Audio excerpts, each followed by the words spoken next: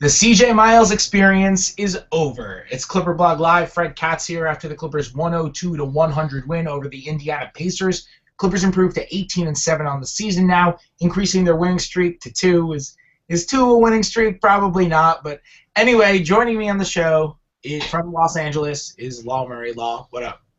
What's happening? It's been a while. I got bronchitis and I'm over it since the last time I've been on this show. So, hope everything's good the rest of the year. And I can see you're my guy. Oh yeah. That's right. All right, so Law, the Clippers, really, you can argue they shouldn't have won this game today, right? They only pulled it out by 2. They had some bad plays down the stretch. They managed to pull out a victory. Did they play well, or was this a 2-point victory over a bad team that should have been more? Hey, you know what? They played well enough. You know my philosophy. I feel like, first order of business is to win the game, especially if you're going up against a team that, for whatever reason, they're hanging with you, and they have no business hanging with you. There's always a sense of complacency. This was a Clippers game that we probably would have been nodding our heads to, saying, yeah, this is the Clippers that we saw in early November. So for them, they probably should have lost. You missed 17 free throws in a game, and you draw up plays and fumble the rock like Blake did with I think a 1-point lead.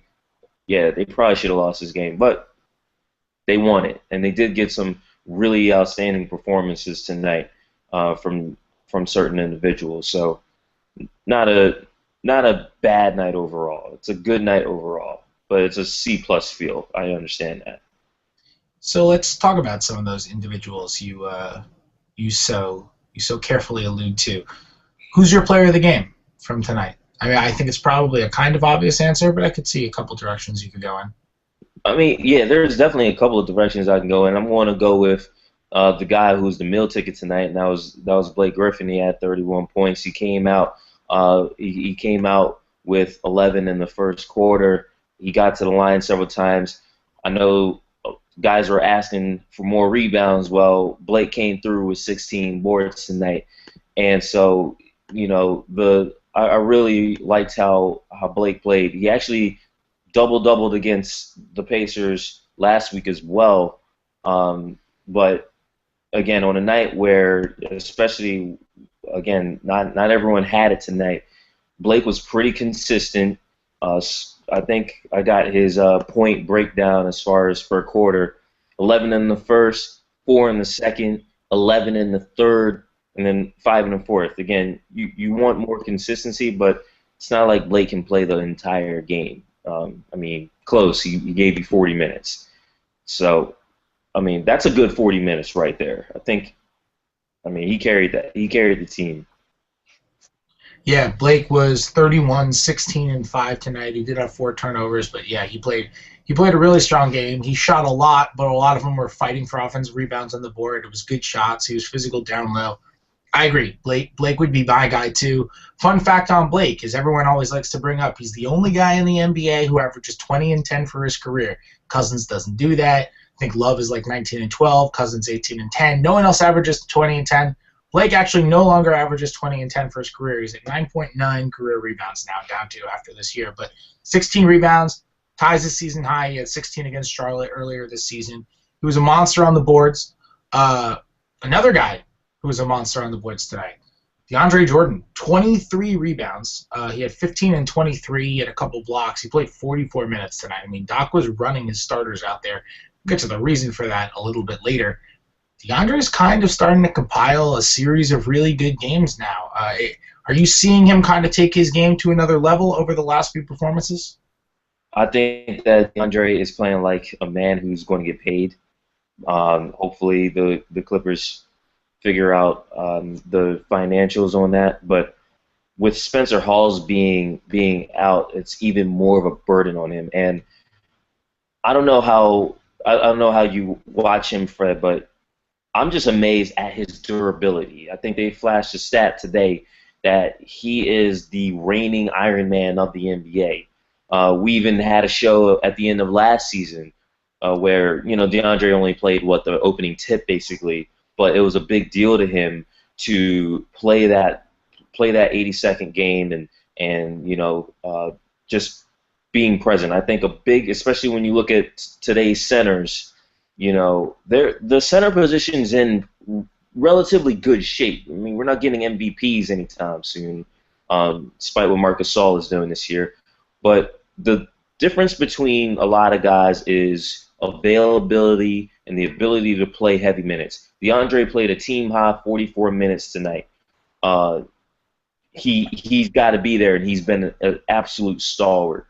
And yeah, he's been almost as valuable as Blake as CP3, especially over the last week or so. What's the Woody Allen quote? 80% of success is showing up, right? And Ralph paraphrased that nicely tonight when he said sometimes the greatest ability is durability, or something like that.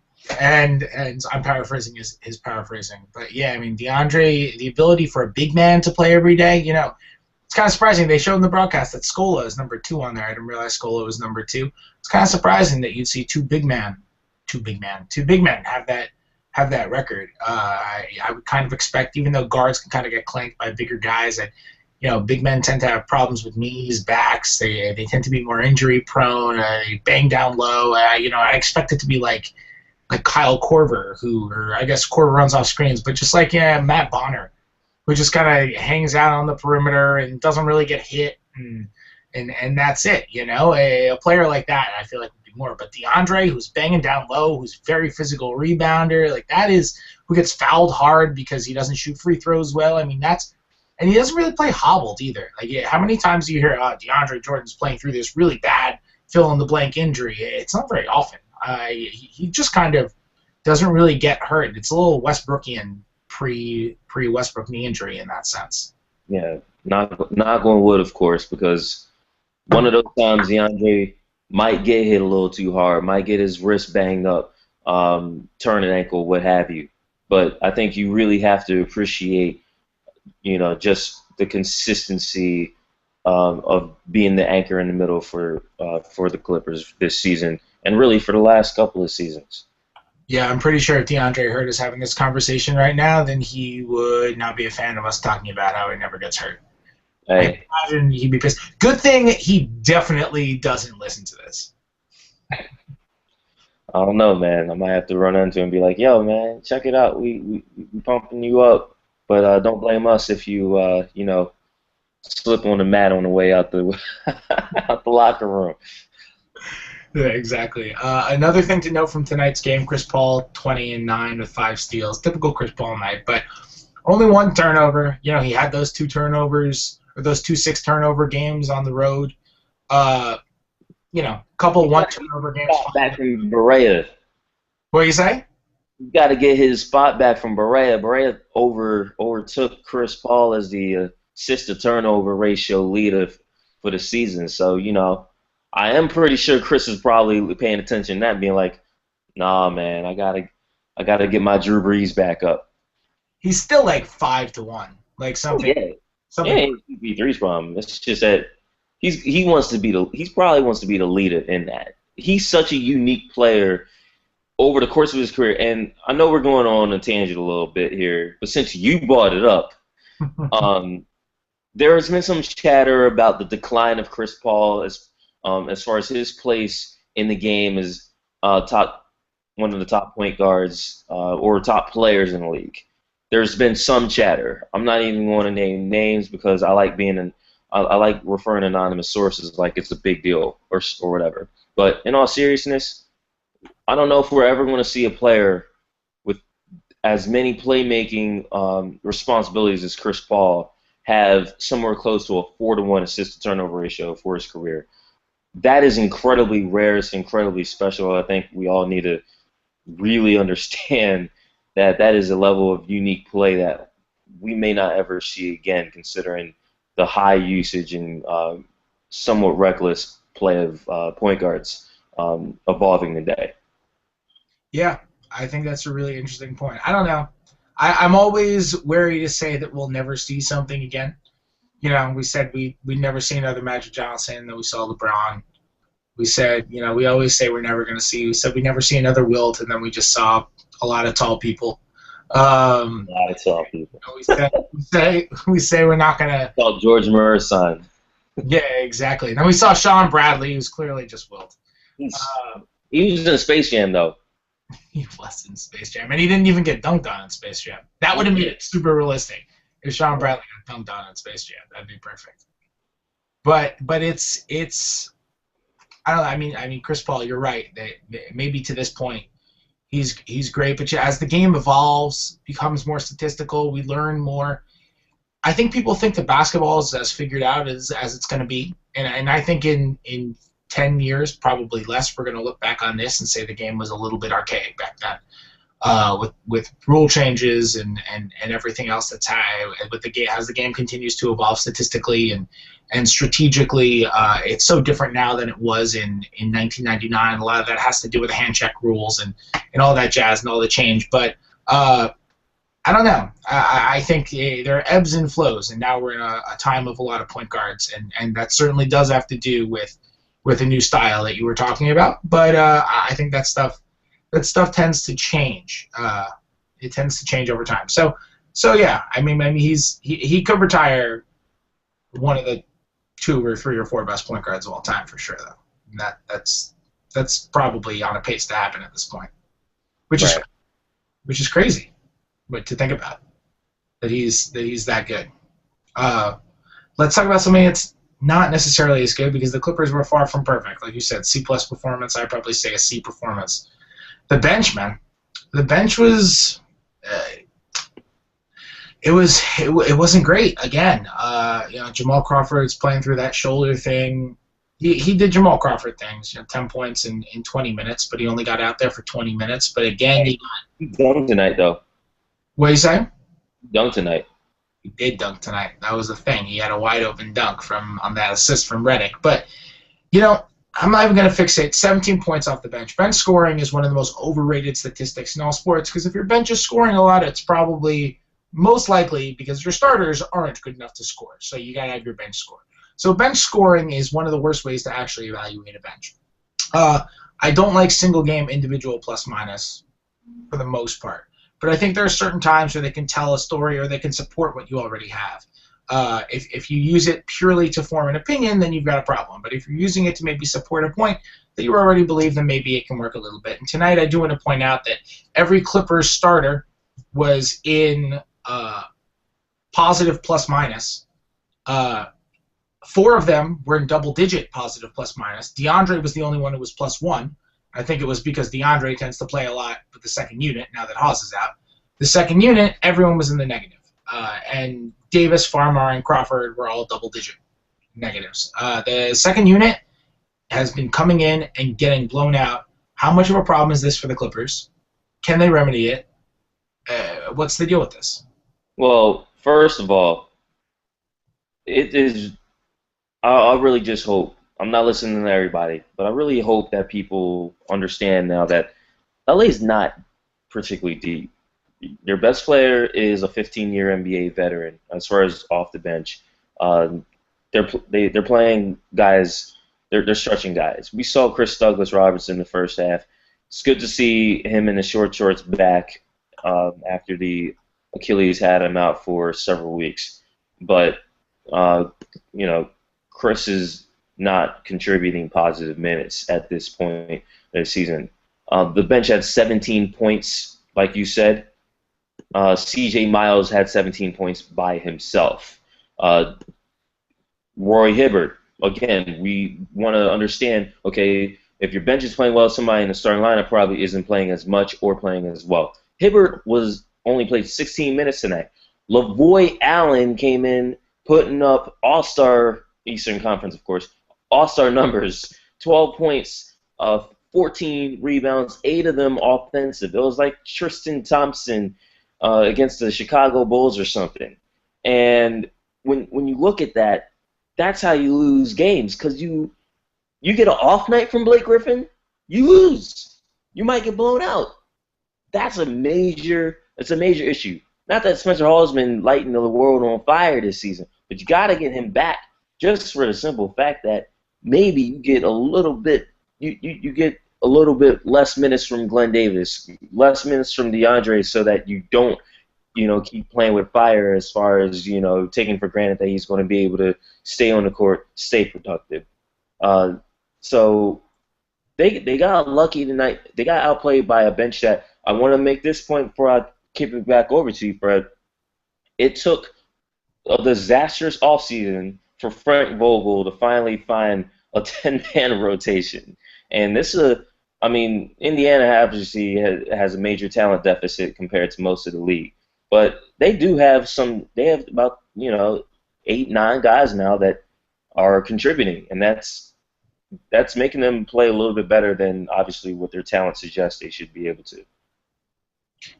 I've never heard your voice hit that octave before. That was like Mariah Carey high when you said they lose. That was high. And that's one for the playback then. That's a ringtone. I just want my ringtone to be you screaming, "They lose!" Nah, you know what that's going to be? That's going to be somebody chopping that video up, interspersing it with some irrelevant stuff, and can't wait. Bar Scott voice. Yeah, some DJ putting it together with Skip Bayless and Stephen A. Smith stuff, and "They lose" can be the chorus. It'll be I forget what that guy's name is. The guy who does all that, but that's what it is. You talking about Porter? Oh yeah, DJ Porter. That's it. Yeah. That's it. There you go. I knew you'd know that. That's why you're my guy. That's why your shirt says you're my guy. Hey, for the night anyway. All right. One question before we go from Alfredo Rodriguez on Twitter. Where'd you go, Alfredo? There you are. Is it RIP for Blake Griffin, the rebounder? Obviously, Blake had 16 boards tonight, so I don't think this is necessarily in reference from tonight, but we alluded to it earlier. He's averaging about 7.5 boards a game right now, which is by far a career low. He did average a little bit over 8 a couple years ago, but a year before Doc got here. But is there something that you're seeing that makes Blake sustainably worse on the boards? Or I don't think there's any way he's going to be able to get his rebounding totals up to double digits, or his rebounding average up to double digits by the end of the year.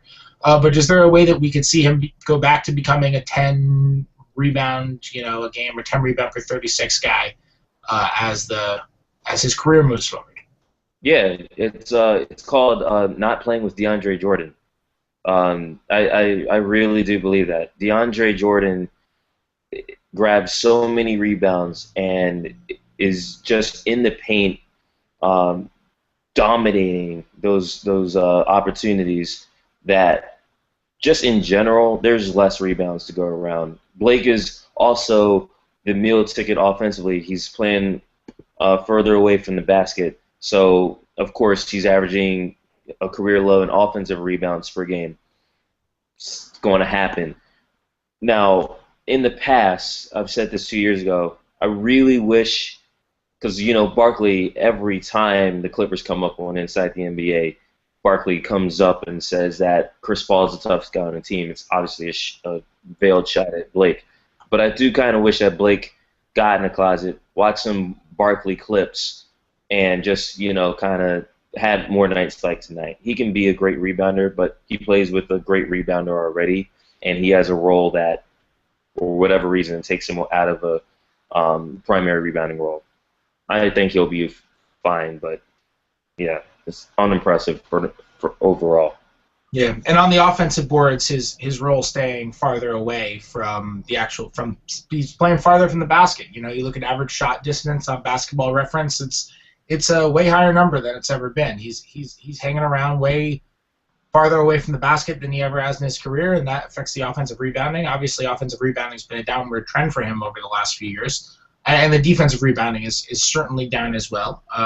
I do think some of it is flukish, and I think there are other reasons also. But yeah, I think DeAndre certainly makes a difference.